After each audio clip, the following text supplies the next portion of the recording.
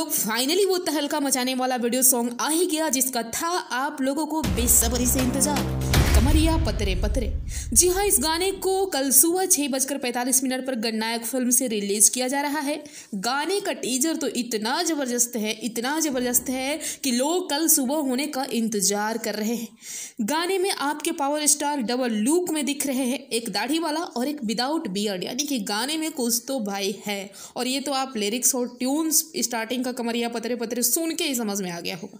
और जहाँ तक रही बात सारे चोरों की, जो गाने की लाइन कमरिया पतरे पतरे को चुराए थे, उन सब को अब शर्म से पानी पानी हो जाना चाहिए। और एगो जो शेरनी है हमारे मैडम, चुराई है जो गाना, उनका तो 22 घंटे में हम क्या बताएं। शर्म आ रहा है हमको बोलने में, 22,000 व्यूज है, शर्म करो थोड़ी सी।